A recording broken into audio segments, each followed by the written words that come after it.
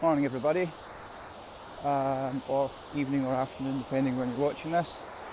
Hope everybody is well. Haven't done a video for a little while. Don't know why, just kind of not been inspired, but been quite busy, so I'm going to try and do more regular videos, updates, partially for my benefit as a kind of video log memory of events that are happening. So it's just a kind of more of a personal thing than anything else. I can't remember what we're talking about in the last, what I was talking about in the last one, but I suppose that was a couple of weeks ago. Things have moved on and shifted. Scotland extended the lockdown for 3 weeks, which is due to end, I think, is it today or next week? I can't remember. Every day kind of blends into one at the moment. And obviously, but even when it's funny because when England said they were going to release some of the measures, pretty much right away Scotland, a lot more people on the roads, a lot more people working. I think a lot of people had to get back to work and had to keep the business going, and we're just deciding, well, it's not worth going out of business, and went back to work. So whether that will have any effect on future policy if this crisis resurfaces, I don't know. I know that it's coming into summer, it's warmer, so that should have an effect and dampen down infection rates. But then again, it may come back in the winter. If it does come back in the winter and they shut everything down, I don't know what people are going to do, because already unemployment figures are high. I think it was, I can't remember, it was 1 million people claimed more, but it's exceptionally high, and that's still with the furlough scheme, which is going to be ending in, I think, is it August? So I think the true picture of the figures will be delayed until the furlough scheme ends. But I already know that I've passed some businesses that aren't there anymore. I sell, one of the things I do is have a car business, and the guy that's got a small independent, small independent, like a 4x4 dealer, about 20 or something like that, 15, 20. He's gone, all the stock's gone, compound's gone, and he won't be the only one. And that's just in a small town that's beside me, and he's like one of the only ones that do it there. And he's gone, so a lot of the motor trade will be quashed, especially the guys that are selling that kind of gear and the newer stuff. They're just depreciating, and nobody's buying, and nobody might buy for another 2 or 3 months. You don't know how that works with distancing measures, whether you're allowed to take somebody out for test drive, whether I've no idea. Probably not. I know that hairdressers aren't opening back up for another few weeks, so I don't think they're going to. Mind you, there'll be a lot of people wanting their haircuts, so they might do all right. But I'm fairly fortunate, and stock that I've got is what you would term modern classics, I suppose, and there's hopefully some of them are appreciating a little bit, but I don't think any of them are losing any money. So that's not too bad. Still, you've got a lump of money tied up. You can't necessarily get out of that quickly, unless you dump them to an auction, online auction, which I don't know. They seem to be doing fairly well, but of course can't get them prepared because garages are all shut. And the guy that does my paint detailing, he was due to come in I think it was the first week of lockdown, or just I booked him for 2 days to get 4 or 5 cars ready. I was going to put them up for sale during this time. Nope, he decided to cancel because of fear, basically, because he was working on his own. There'd nobody else around, so I'm sure he could have managed. But anyway, they're still sitting there, so that's not not an ideal situation. But I know from looking at, we've seen that other businesses are not going to open again. There's a few for sale signs in shops and locally, so I think there's going to be a huge problem, and it's going to be slightly delayed until the furlough scheme ends. And from the American figures side of things, they're at 35 million unemployed already.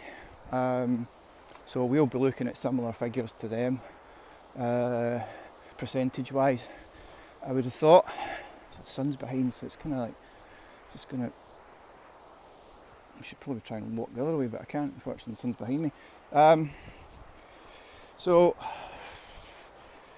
hopefully everybody, if people are watching, still got jobs or started a business. I decided that I've been planning on a while and up scaling up my online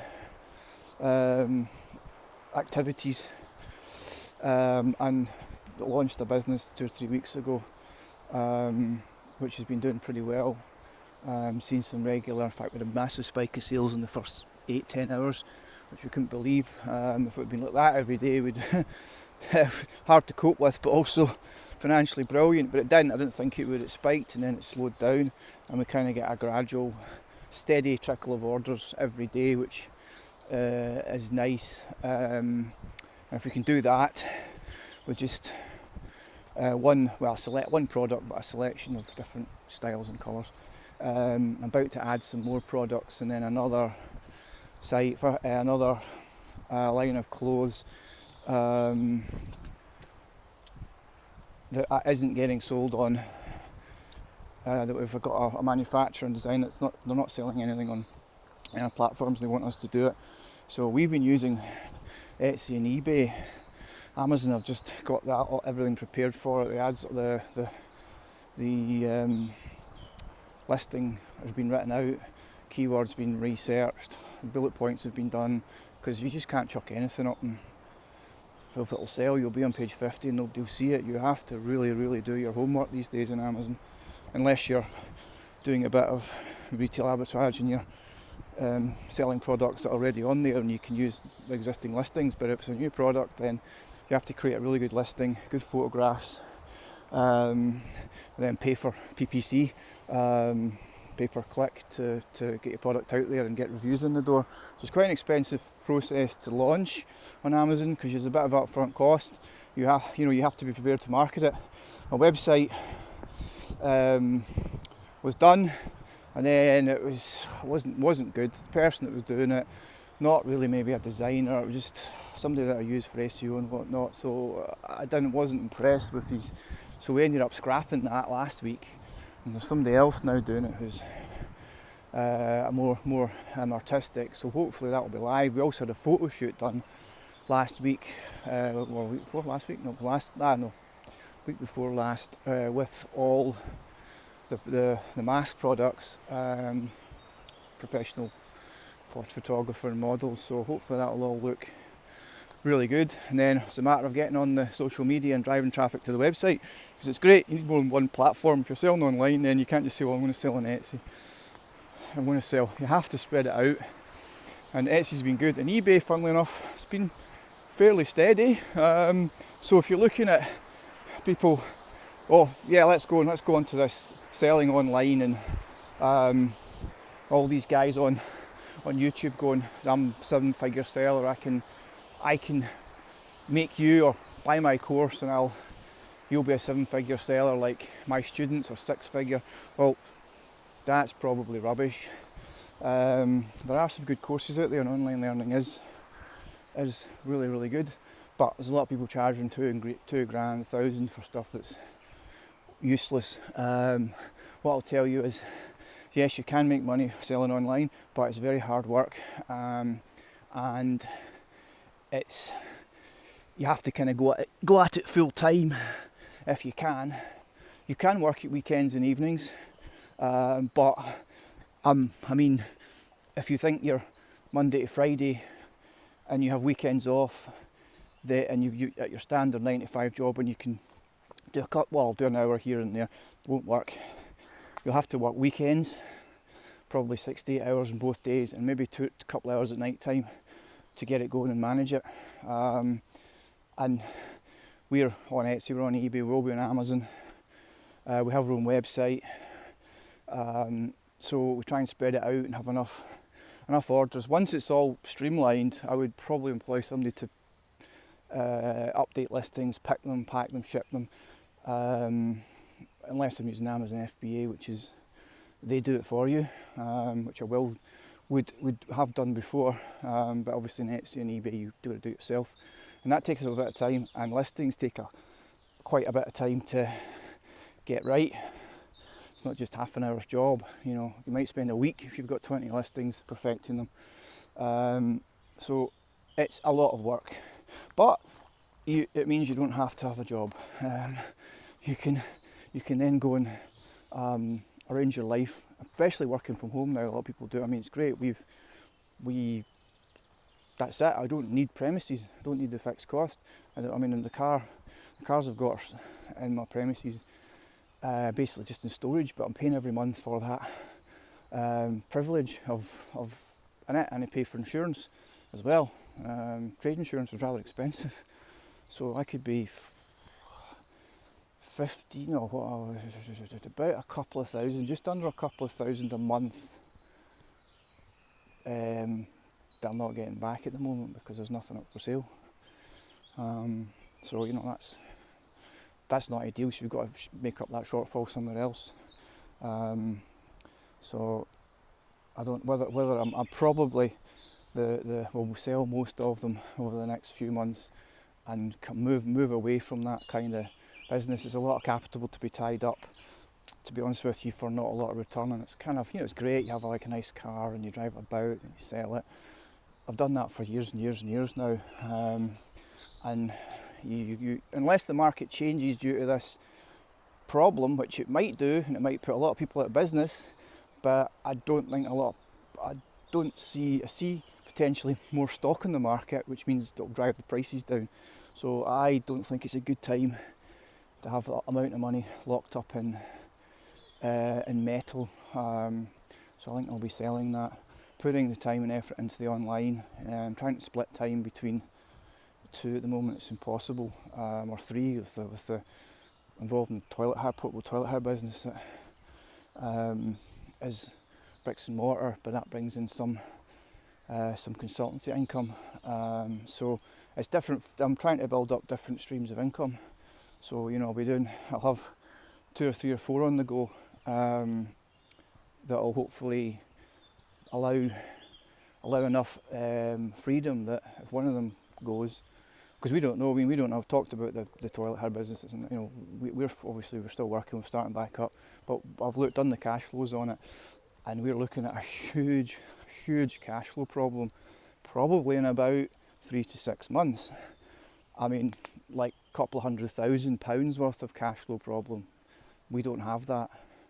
We're out of business. So this what's happening right now is just the tip of the iceberg, and it's going to be delayed because of the government's shoveling money into the businesses to keep them afloat. But all these loans are given out, they have to be paid back, and a lot of people will default, and that'll be it. They'll be gone, and the furlough scheme will end, presumably, unless lockdown comes back. But if the furlough scheme goes, then I don't suspect we will bring back all our staff. I'd like to say we will, but we don't know. Hopefully we'll pick up loads of business, because there's new regulations about more toilet facilities on building sites and cleaning them more often, and we have our fogging service that we're providing for cleaning and decontamination to stop the spread of the virus. So we're diversifying a little bit as well. So you've just got to do this. You've got to move forward. You've got to look at other avenues, angles, diversify or die. So I'm not sure how that will go, but still in business and still moving forward. And hopefully in the next couple of weeks we'll have more sales coming in. Everything will settle down with that, and we'll look at getting this other product line on, this clothes line, which will mean building a separate stores for Etsy. We're looking at Amazon brand registry. So we'll register the brand gives you certain benefits on the listings. So we'd have that, Etsy, eBay. Yeah, you've got, eBay, Poshmark, if we can get on it. We've tried, we've done the application, and we'd have our website. We'd use social media to drive traffic to our website. So, these things, these opportunities are out there, but you have to put a lot of work into to get them, a lot of research, and it's not, as these gurus will tell you, oh yeah, it's easy. Well, anybody can do it as long as you're prepared to work really, really hard. And I work 7 days a week, anything up to 10 hours a day probably, and I've got to deal with 2 children that are off getting homeschooled, all the cooking, walking the dog twice a day, which is great. It's exercise, do 4 or 5 miles in the morning, a couple of miles in the evening. So that's a few hours doing that. You've got the work, you've got the kids, you've got the cooking. We always cook fresh food. Don't have microwave meals, we don't have all that sort of crap. So there's a bit of time involved in that. So it's difficult to try and manage everything. Time management's, I'm not that great at it, to be honest with you, but it's really, really key, using your time wisely. I think that's probably enough for today. I'm going to drop in for an update tomorrow, go and see. I think we've only got 10 orders going out so far, but it usually picks up. We've got a few more. Today's agenda is get some more ads on Etsy, optimise them, put the new photographs on, get the Amazon ad done, and look at when we're going to launch the website, or for the second time. So, and work for our company, to our company, looking at getting more business. So I'll see you later. Bye.